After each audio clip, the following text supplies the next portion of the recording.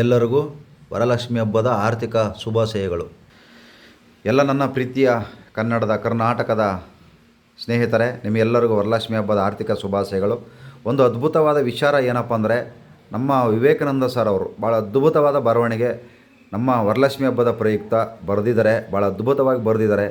ವರ ಮಹಾಲಕ್ಷ್ಮಿ ಹಬ್ಬ ಅವರವರ ನಂಬಿಕೆ ಆಚರಣೆಗಳು, ಅವರವರ ವೈಯಕ್ತಿಕ ಹಕ್ಕು ಮತ್ತು ಸ್ವಾತಂತ್ರ್ಯ ಅದನ್ನು ಗೌರವಿಸುತ್ತಾ ಅವರ ವಿವೇಚನೆಗೆ ಬಿಡುತ್ತಾ ನಿನ್ನೆ ರಸ್ತೆಯಲ್ಲಿ ಓಡಾಡುತ್ತಿದ್ದರೆ ಮಾರುಕಟ್ಟೆ ಪ್ರದೇಶಗಳಲ್ಲೂ ಕಿಕ್ಕಿರಿದು ಜನರಿಂದ ತುಂಬಿತ್ತು. ಹೂವು, ಹಣ್ಣು, ತರಕಾರಿ, ಬಟ್ಟೆ, ಚಿನ್ನ, ಬೆಳ್ಳಿ ಅಂಗಡಿಗಳು ಎಂದಿಗಿಂತ ಹೆಚ್ಚು ಜನಸಂದಣಿಯಿಂದ ಕೂಡಿದ್ದವು.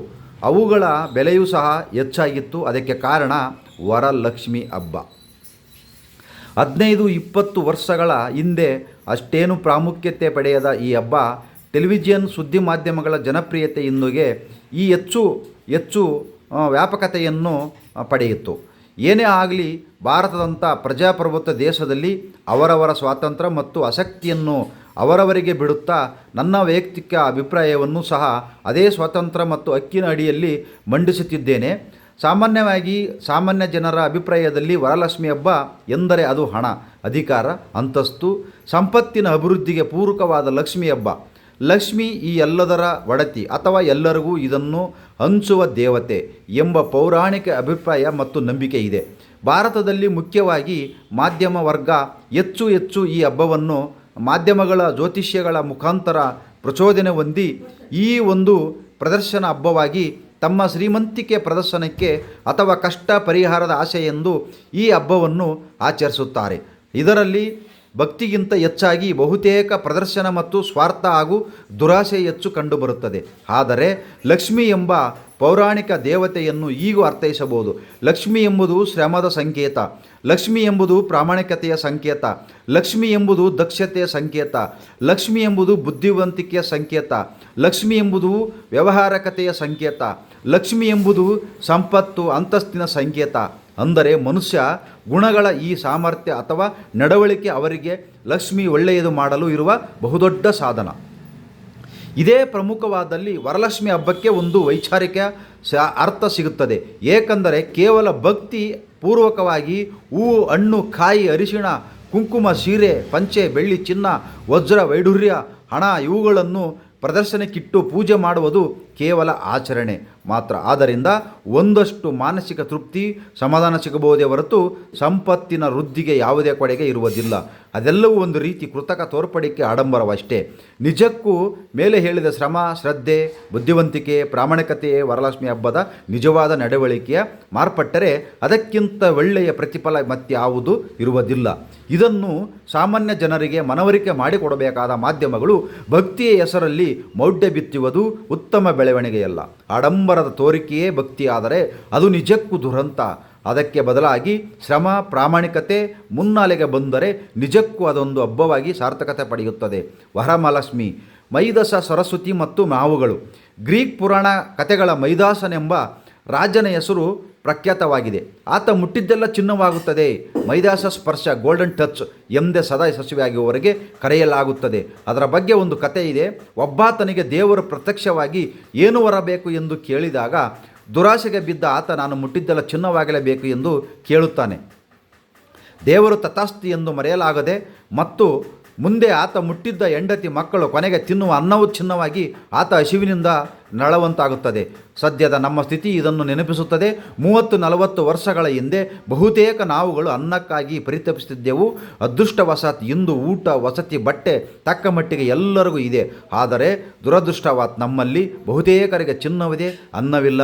ಅರ್ಥಾತ್ ಅನ್ನವಿದ್ದರೂ ಅದನ್ನು ಅನುಭವಿಸಿ ಹೊಟ್ಟೆ ತುಂಬ ತಿನ್ನುವ ಯೋಗ್ಯವಿಲ್ಲ. ಕಾರಣ ಅನಾರೋಗ್ಯ. ಸರಸ್ವತಿಯನ್ನು, ಜ್ಞಾನವನ್ನು ಮರೆತು ಕೇವಲ ಲಕ್ಷ್ಮಿಯಿಂದ ಬಿದ್ದ ಪರಿಣಾಮವಿದು. ಕಾಯಕವೇ ಕೈಲಾಸ ತತ್ವದ ವಿರುದ್ಧ ದಿಕ್ಕಿನಲ್ಲಿ ಹಣ ಮಾಡುವುದು ತಂತ್ರಜ್ಞರಿಗಾಗಿ ನಾವುಗಳು ಶರಣಾಗಿದ್ದೇವೆ. ಅನಾರೋಗ್ಯ, ಆತ್ಮಹತ್ಯೆ, ಅಪಘಾತ, ಅಪರಾಧ ಎಂಬ ನಾವುಗಳು ಸಾವುಗಳು ಒತ್ತಡದ ಬದುಕಿನ ಪರಿಣಾಮ ನಮ್ಮನ್ನು ಆವರಿಸಿವೆ. ಆದ್ದರಿಂದ ಈ ವರಲಕ್ಷ್ಮಿ ಹಬ್ಬದ ಸಂದರ್ಭದಲ್ಲಿ ಒಂದಷ್ಟು ಆತ್ಮಲೋಕನದ ಅವಶ್ಯಕತೆ ಇದೆ.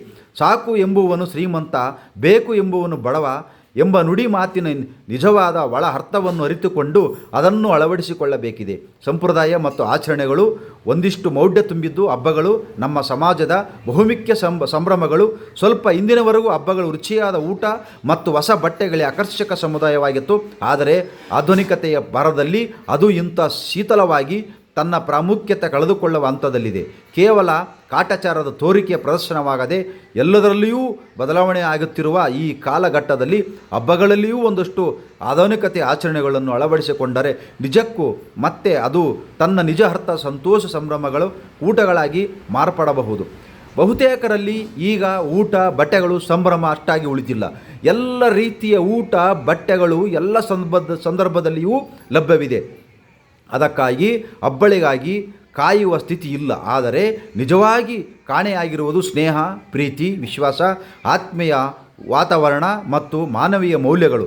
ಇದನ್ನು ಪುನರ್ಸ್ಥಾಪಿಸಲು ಹಬ್ಬಗಳನ್ನು ವೇದಿಕೆ ಮಾಡಿಕೊಳ್ಳುವುದು ಹೇಗೆ ವಿವಿಧ ಕಾರಣಗಳಿಗಾಗಿ ಆಧುನಿಕ ಪಾರ್ಟಿಗಳನ್ನು ಆಯೋಜಿಸಲಾಗುತ್ತದೋ ಹಾಗೆ ಹಬ್ಬಗಳನ್ನು ಆತ್ಮೀಯರ, ಗೆಳೆಯರ, ಬಂಧುಗಳ ಸ್ನೇಹಕೂಟಗಳಾಗಿ ಮಾರ್ಪಡಿಸಿ ಮನಸ್ಸಿಗೆ ಮುದು ನೀಡುವಂತೆ ಮಾಡಿಕೊಳ್ಳಬಹುದು. ಇನ್ನೂ ಒಂದು ಹೆಜ್ಜೆ ಮುಂದೆ ಹೋಗಿ ಆ ದಿನ ಹಿರಿಯರೊಂದಿಗೆ ಚಿಂತನ ಮಂಥನ, ಮಕ್ಕಳಿಗೆ ಒಂದಷ್ಟು ಆಟಗಳು, ಭವಿಷ್ಯದ ಯೋಜನೆಗಳನ್ನು ಮನೆಯ ಒಳಗೆ ಚರ್ಚಿಸುವ ಒಂದು ವೇದಿಕೆ ಸೃಷ್ಟಿಸಬಹುದು. ಅಲ್ಲದೆ ಆರ್ಥಿಕವಾಗಿ ತೀರ ಕೆಳಸ್ತರದ ಹಬ್ಬದ ಊಟಕ್ಕೆ ಆಸೆ ಪಡುವ ಒಂದಷ್ಟು ನಮ್ಮ ಸುತ್ತಮುತ್ತಲ ಬಡವರಿಗೆ ಒಳ್ಳೆಯ ಹಬ್ಬದ ಊಟ ಹಾಕುವ ಸ್ವಯಂ ತೃಪ್ತಿಯ ಕೆಲಸವನ್ನು ಮಾಡಬಹುದು. ಈಗ ಹಬ್ಬಗಳ ಮಹತ್ವ ಹೆಚ್ಚಾಗಿ ಅತೃಪ್ತಿಯ ಜೊತೆಗೆ ಮುಂದಿನ ಹಬ್ಬಕ್ಕೆ ಕಾಯುವ ಸಂತೋಷ ಉಳಿಯುತ್ತದೆ.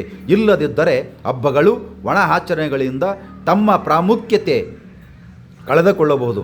ಟಿವಿ ಜ್ಯೋತಿಷ್ಯಗಳ ಎಡಬಿಡಂಗಿತನದಿಂದ ತೀರಾ ಜೊಳ್ಳಾಗಬಹುದು ಮತ್ತು ಕುಟುಂಬದ ವ್ಯವಸ್ಥೆ ಮತ್ತು ಒಂದು ವ್ಯಾಪಾರಿ ಸಂಸ್ಥೆಯಾಗಿ ಬದಲಾಗಬಹುದು. ಇದು ಅವರವರ ಅನುಕೂಲಗಳನ್ನು ಅವಲಂಬಿಸಿರುತ್ತದೆ. ನನ್ನ ಆಶಯ ಮತ್ತು ಅನಿಸಿಕೆ ಅಷ್ಟೇ. ಎಲ್ಲರಿಗೂ ಹಬ್ಬದ ಶುಭಾಶಯಗಳು.